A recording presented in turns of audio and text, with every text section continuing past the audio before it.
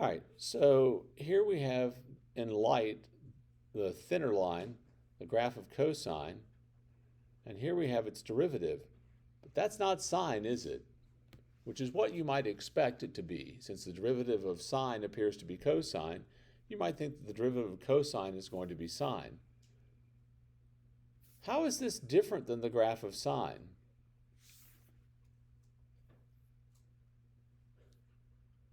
It's inverse. It's negative. Yeah, it's been flipped over. Where it should be going up, it's going down. Where it should be at +1, it's at -1. So, what we have here are our first two rules for derivatives of trig functions. The derivative of sine is cosine, and the derivative of cosine is negative sine. Those are things where, yeah, you got to have those memorized.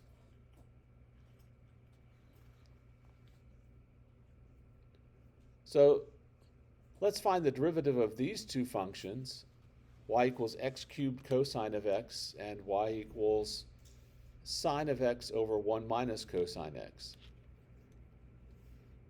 So dy dx for the first one. What are we going to have to use in order to take the derivative of this? Before that,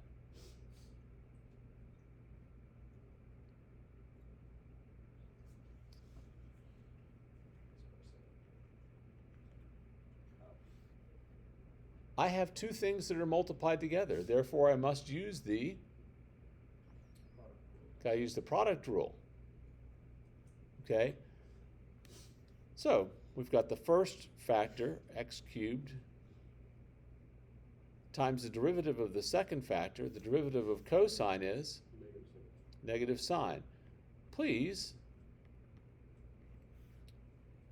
put the negative sign in parentheses. Why? Because if you do times minus, that's horribly confusing. Then plus the second factor, cosine of x,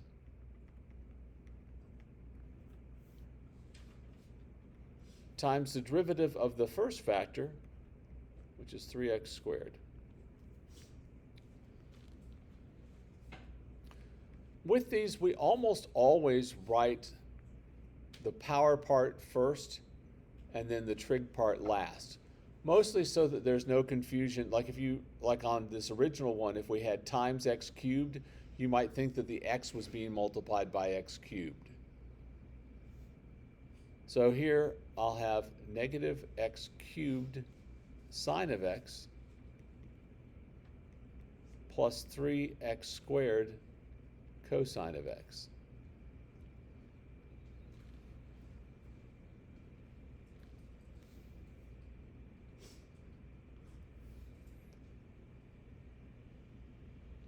All right, then what about for this second one? What rule will we have to use there? Got to use the quotient rule. So that'll be the denominator, 1 minus the cosine of x, times the derivative of the numerator. The derivative of sine is cosine,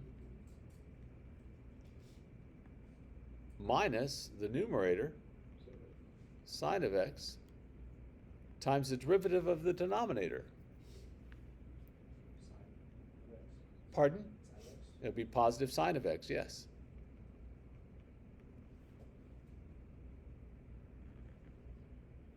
All over the quantity 1 minus cosine of x squared. Again, as always on the quotient rule, resist the urge to go, oh, these 1 minus cosines cancel out. They do not. So I'm going to distribute in the first part of my numerator, multiply these together, see if I can do something with it, gather like terms, something.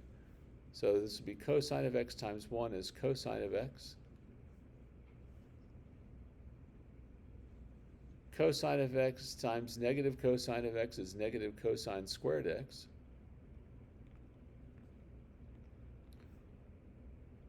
Minus sine x times sine x is sine squared of x.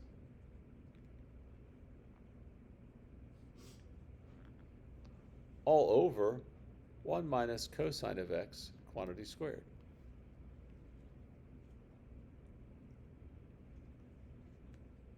Well, we can simplify some of this. Again, I don't expect you to know a lot of trig identities. Frankly, I don't know a lot of trig identities. I know some of them.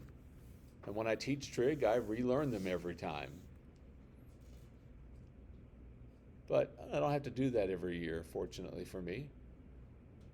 What's negative cosine squared minus sine squared?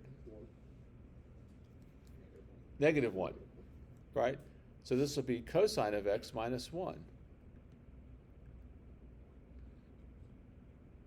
All over 1 minus cosine of x squared.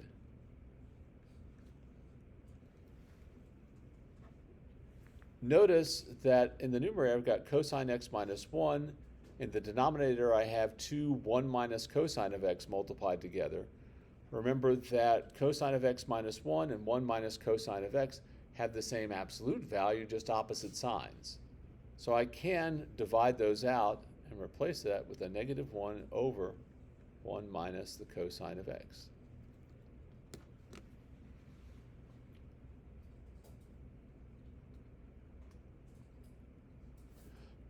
This kind of simplification doesn't happen all the time. Okay? It's sort of unusual. The problems have to be specially cooked up so that things cancel like that. All right.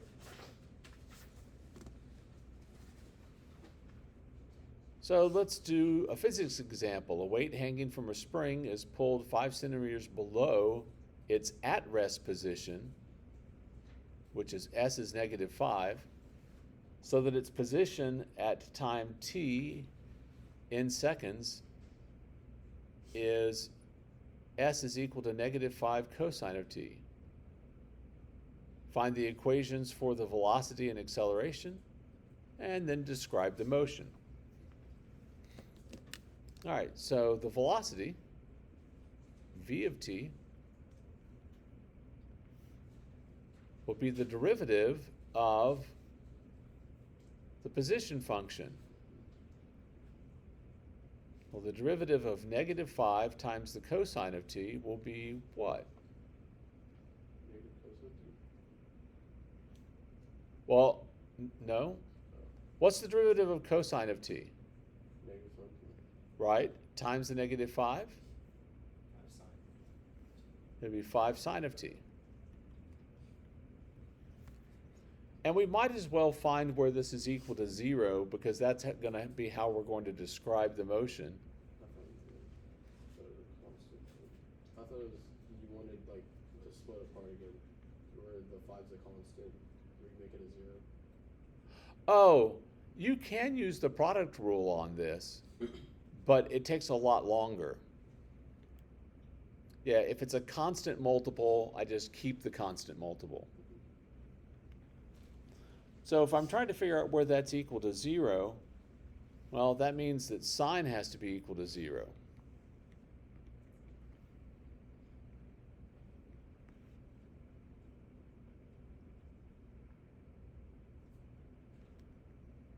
So that's going to happen when t is equal to 0, and t is equal to pi, and t is equal to 2 pi, et cetera, et cetera, et cetera.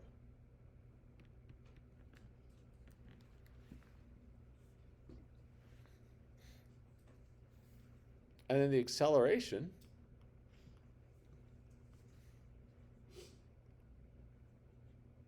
the derivative of 5 sine of t will be 5 cosine t.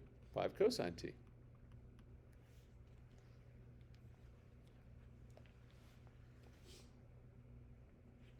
All right, so let's describe the motion.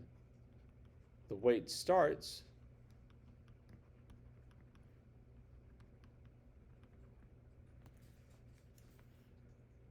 at time t is equal to 0.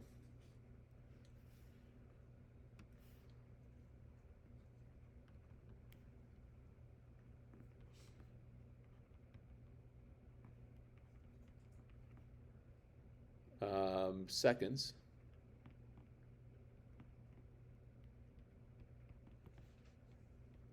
At position, t is equal to -5.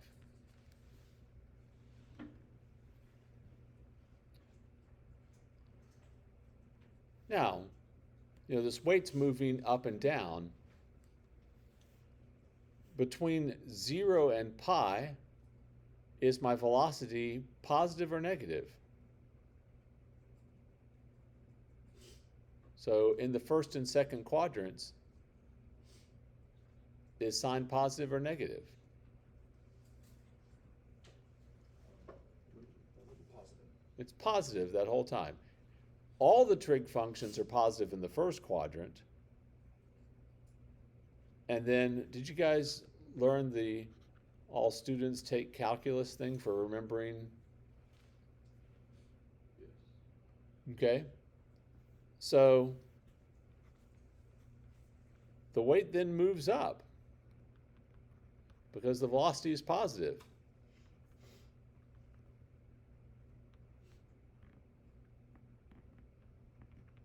Until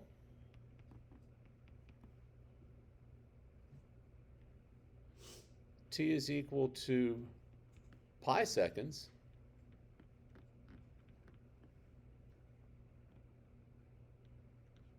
when it stops at, if we go back to the original function, at pi, what is cosine at pi?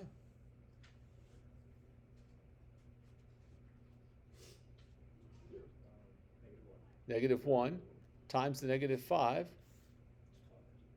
So S is equal to 5 centimeters.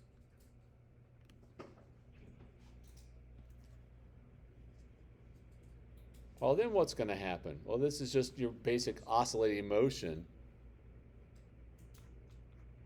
The weight then moves down.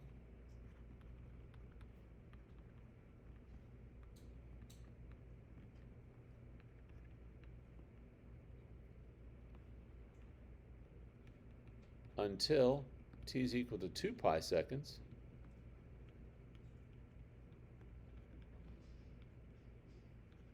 When it stops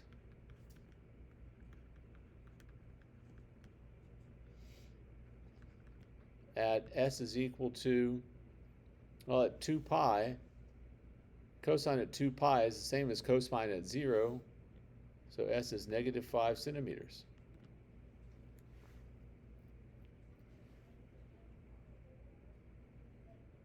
All right, and then this is just going to repeat.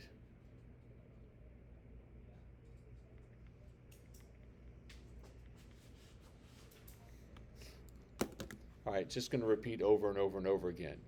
Now, an actual point of fact, because of the physical properties, because there is some wind resistance, because of all that, the spring's oscillations get smaller and smaller over time.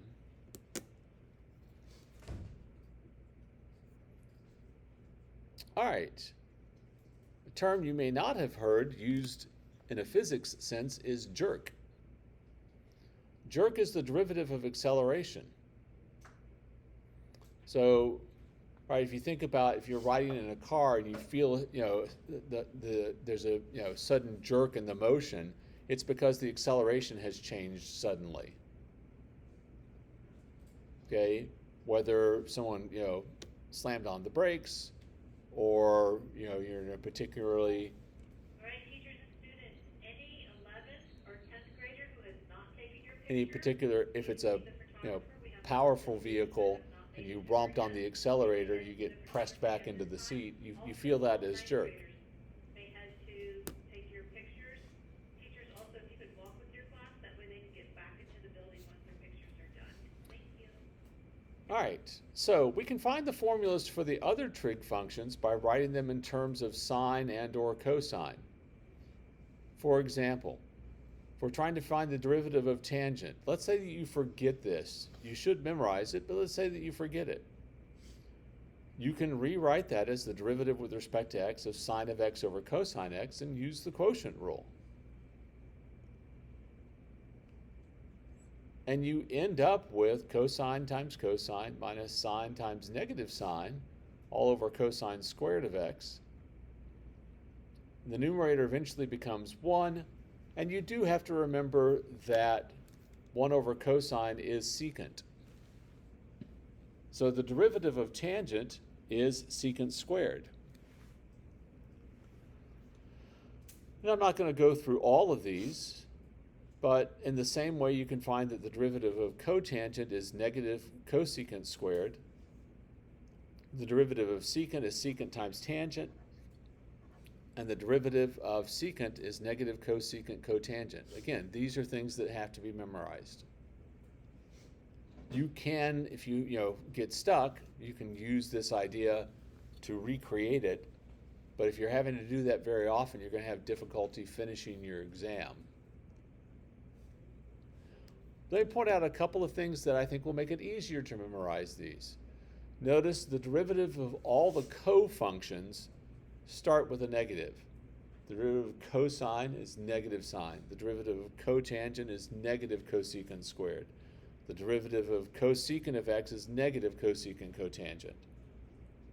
The second thing that, and I don't know if this will be helpful to you, but this is just how my brain works. I noticed that on all of these, there are, on all 4 of them, if it's secant and tangent, there's 2 secants and a tangent. See, 2 secants, 1 tangent. Here, 2 secants, 1 tangent. Same for the cosecants. There's 2 cosecants and 1 cotangent. Here there's 2 cosecants and 1 cotangent. If that's helpful to you, great. If it's not, ignore it.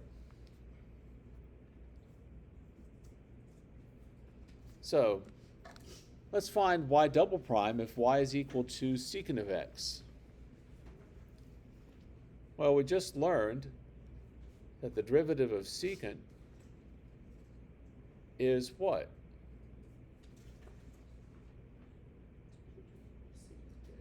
Secant of x, tangent of x.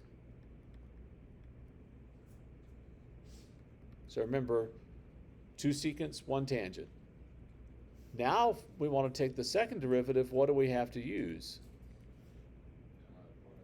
Product rule. So it's the first factor, secant of x, times the derivative of the second factor. So now we need the derivative of tangent.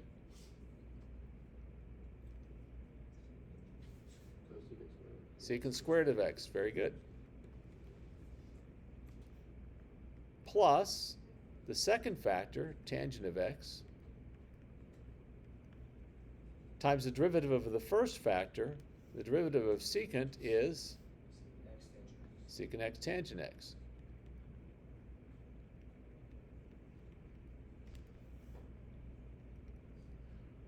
So that's going to be secant cubed of x plus secant of x times tangent squared of x.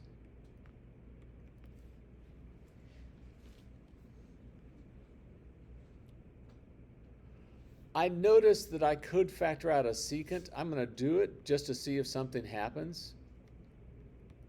So it'll be secant of x times secant squared x plus tangent squared x.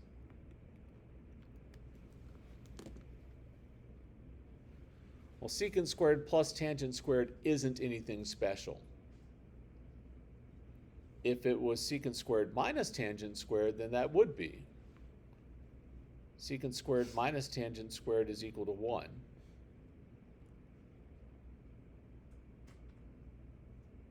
We can just leave it like this. So again, I'm always looking to see if there's some simplification that can be done. It doesn't always happen. All right, let's do one more. Find an equation for the line tangent to the graph of f of x is equal to tangent of x over x at x equals 2.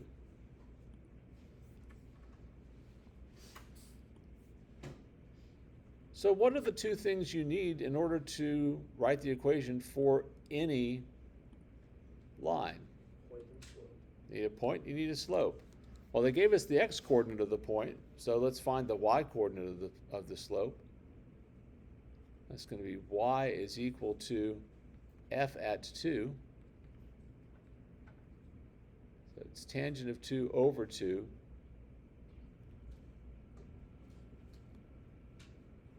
And I have no idea what that is. So let's see, tangent of 2 divided by 2. Negative 1.0925, yada, yada, yada.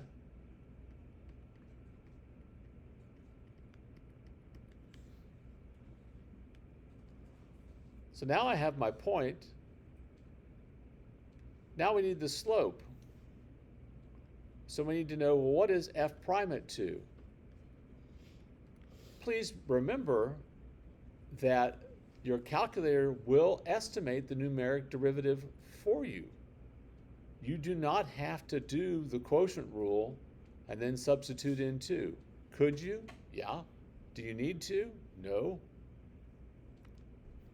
So I want the derivative of tangent x over x at 2. So that's math 8. The derivative with respect to x of tangent x over x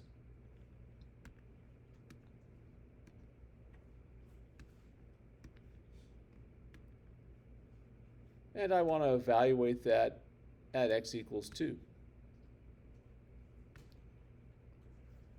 And it's 3.433 something.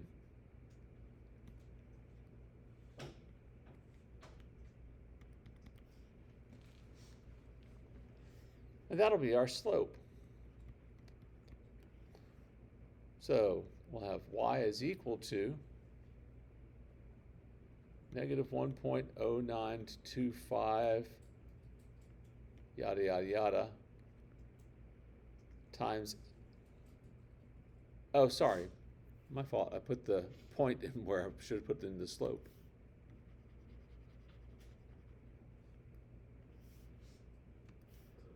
So this would be 3.433, yada, yada, yada. This will be x plus 1.09.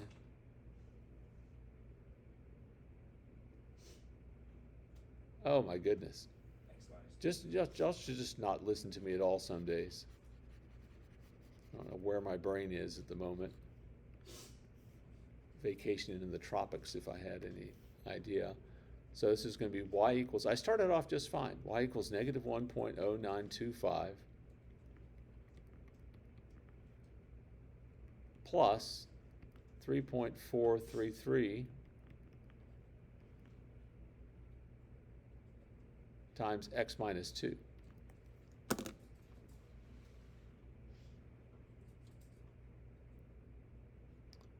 And again, for my tests and quizzes and on the AP exam, I had absolutely nothing wrong with an equation in point slope form. Your book always changes them to slope intercept, which is fine. I think though, when you only have one point, why would you bother?